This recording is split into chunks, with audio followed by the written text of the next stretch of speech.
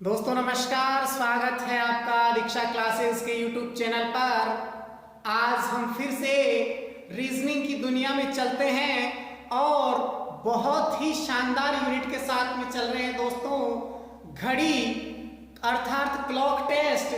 तो दोस्तों इसके कुछ सवाल हमने पिछली क्लासों में किए थे, आज हम फिर से चलते हैं। तो दोस्तों लास्ट हमने पढ़ा था कि अति व्यापन की स्थिति क्या होती है और लंबवत स्थिति क्या होती है और एक विपरीत दिशा वाली स्थिति क्या होती है। तो इन तीनों के बारे में हमने पिछली क्लास में चर्चा की थी, आज फिर से एक बार देख लेते हैं। देखिए दोस्तों, ध्यान रखना है आपको, जब घड़ी की दोनों सुइयां सबसे पहले हम लेंगे दोस्तों अति व्यापन। तो दोस्तों जब घड़ी की दोनों सुइयां एक दूसरे के ऊपर ओवरलैप होती है तो ऐसी स्थिति को हम अति व्यापन कहते हैं या आच्छादन कहते हैं। क्या कहेंगे? आच्छादन कहेंगे। अर्थात दोस्तों 0 डिग्री का कोण बनता है और इसको आप 360 डिग्री का कोण भी कह सकते हैं, क्योंकि 0 डिग्री कोण भी बनता है और 360 डिग्री कोण भी बनता है जब घड़ी की दोनों सुइयां एक दूसरे के ऊपर ओवरलैप होती है। तो ऐसी परिस्थिति में या ऐसी स्थिति में अति व्यापन कहलाती है वह स्थिति, और ऐसी परिस्थिति में 0 डिग्री या 360 डिग्री का कोण बनता है। तो दोस्तों इसकी चर्चा हम कर चुके थे। अब बात करते हैं सेकंड नंबर पे, आपका रहेगा विपरीत दिशा वाली। तो दोस्तों जब घड़ी की दोनों सुइयां अर्थात घंटे वाली और मिनट वाली दोनों सुइयां एक दूसरे के विपरीत दिशा में हो अर्थात 180 डिग्री का कोण बना रही होती हैं, तब आपको किस प्रकार से सवाल करना है इसके बारे में आज हम देखेंगे। तो दोस्तों पहली बात आपको ध्यान रखनी है कि घड़ी की दोनों सुइयां 180 डिग्री का कोण बनाती है अर्थात सुइयां एक दूसरे के विपरीत होनी चाहिए।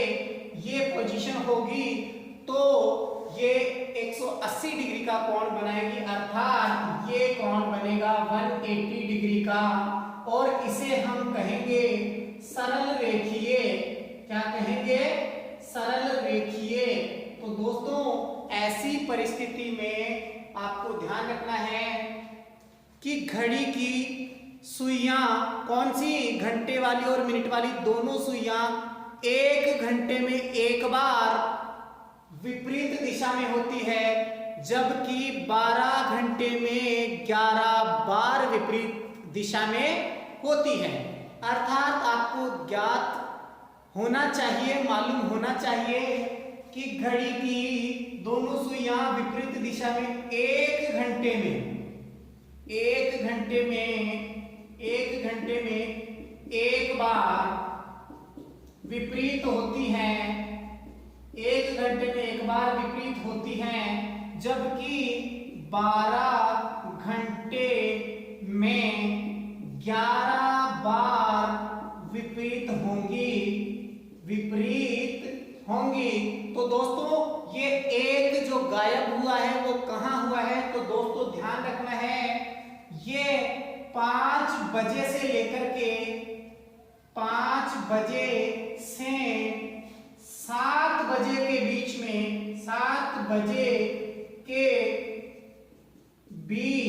5 बजे से 7 बजे के बीच में केवल एक बार विपरीत दिशा में होती है, और वह समय है आपका एग्जैक्ट 6 बजे। अर्थात एग्जैक्ट 6 बजे घड़ी की दोनों सुइयां विपरीत दिशा में होती है। इस प्रकार के सवालों को हल करने के लिए दोस्तों एक फॉर्मूला होता है, वह आपको ध्यान रखना है। तो दोस्तों समय बराबर क्या करना है? समय बराबर बजकर 60/11 गुणा समय और प्लस माइनस 6 यह आपको ध्यान रखना है। तो दोस्तों देखिए, इसको मैं सही ढंग से आपके सामने नोट करता हूं। देखिए क्या करना है दोस्तों, अगर आपसे समय पूछा जाए विपरीत दिशा में तो आपको ध्यान रखना है 60/11 गुणा समय प्लस माइनस 6। अब दोस्तों प्लस 6 भी है और माइनस 6 भी है, तो ऐसी स्थिति कब लेनी है? तो दोस्तों +6 कब लोगे, +6 जब लोगे जब समय दिया गया समय 6 बजे से कम हो, अर्थात 4, 3, 5 हो, तो आपको 6 लेना है। अर्थात 6 कब लोगे? जब दिया गया समय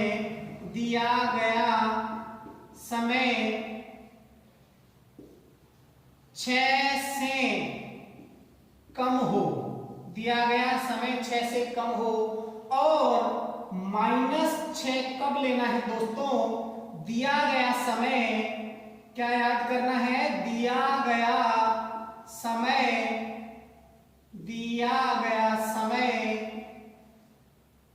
6 से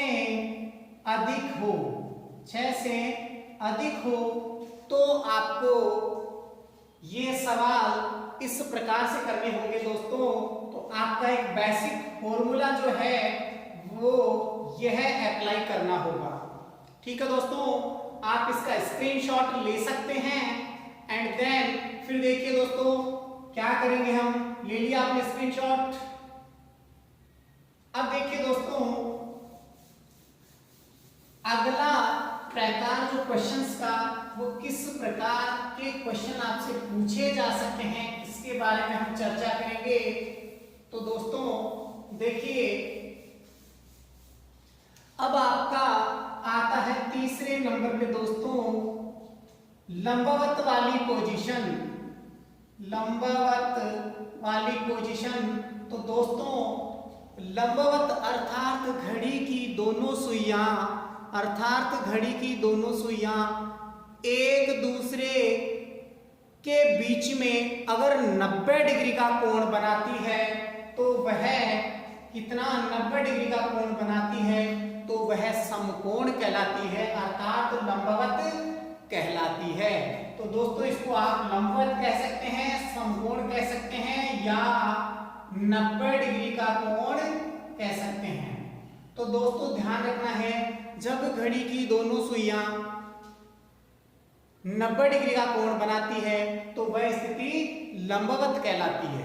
ठीक है दोस्तों, तो घड़ी की दोनों सुइयां 1 घंटे में 2 बार लंबवत होती है। घड़ी की दोनों सुइयां 1 घंटे में 2 बार लंबवत होती है और 12 घंटे में 22 बार लंबवत होती है। अब दोस्तों ये 2 कहां गायब हुआ? क्योंकि दोस्तों ध्यान रखना है, एक तो आपका घड़ी की दोनों सुइयां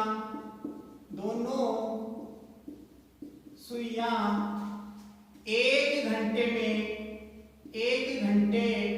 में 2 बार लंबवत 1 घंटे में 2 बार लंबवत होती है, जबकि 12 घड़ी की दोनों सुइयां 12 घंटे में 22 बार लंबवत होती हैं। अब दोस्तों 2 जो मिस हुआ है वो किस जगह हुआ है, ध्यान रखना है दोस्तों। एक तो आपका 2 बजे से 4 बजे के बीच में 4 में केवल 3 बार लंबवत होती है, केवल 3 बार लंबवत होती है, केवल 3 बार लंबवत होती है। तो एक की कमी यहां आई और दूसरा रहेगा दोस्तों आपका 8 बजे से 10 बजे के बीच में, 10 बजे के बीच में केवल 3 बार लंबवत होती है, 3 बार लंबवत होती है। तो दोस्तों ये 2 बार की कमी यहां आई है, इसीलिए 12 घंटे में 22 बार और एक दिन में अर्थात 24 घंटे में 44 बार घड़ी की दोनों सुइयां लंबवत होती हैं। इस प्रकार के सवालों को हल करने के लिए दोस्तों आपको ध्यान रखना है वही प्रकार रहेगा, सूत्र आपको सीधा सीधा ध्यान रखना है।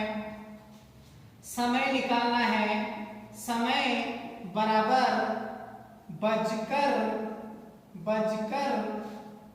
60/11 गुना समय +-3। अब दोस्तों यहां प्लस और -3 दिया गया है, ऐसा क्यों और आपको ध्यान रखना है।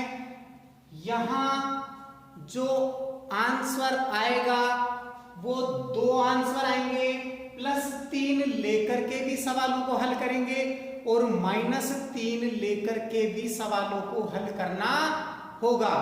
ठीक है दोस्तों, इसका भी आप स्क्रीनशॉट ले लीजिए। चलते हैं अगले तरीके की ओर। अगला मेथड क्या हो सकता है ये देखेंगे हम। ले लिया होगा स्क्रीनशॉट। चलिए दोस्तों,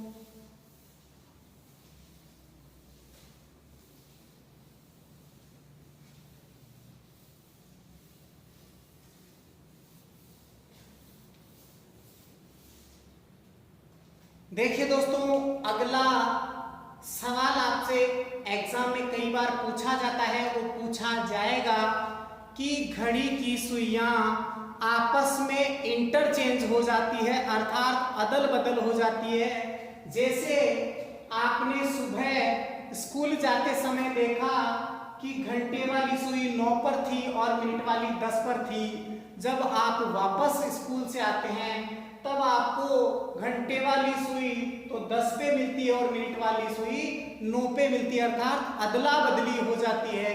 अर्थात इसका अर्थ ये नहीं हुआ कि घड़ी रुक गई है, आपसे सिर्फ इतना कहा गया है कि घड़ी की दोनों सुइयां आपस में अदल बदल हो चुकी है। तो ऐसे सवालों को हल करने के लिए दोस्तों बहुत ही शानदार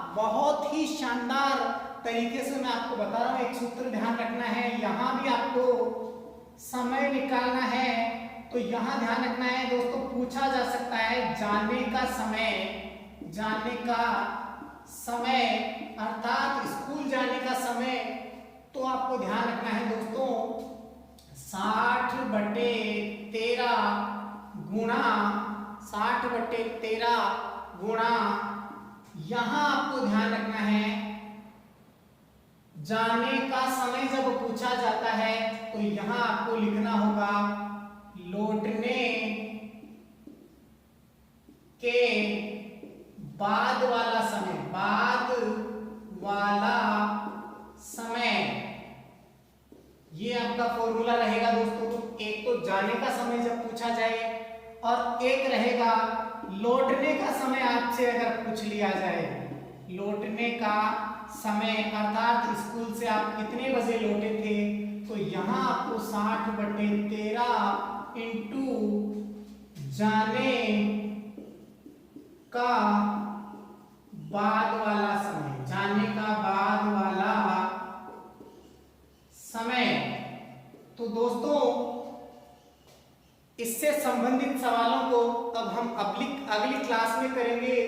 दोस्तों इसको बड़े गौर से थ्योरी को पढ़िए, ध्यान दीजिए, जितने भी बेसिक सवाल हैं, बेसिक सूत्र हैं, उनको याद कीजिए। उसके बिहाफ पे ही सारे के सारे प्रश्न हल होंगे। ठीक है दोस्तों, बाय बाय।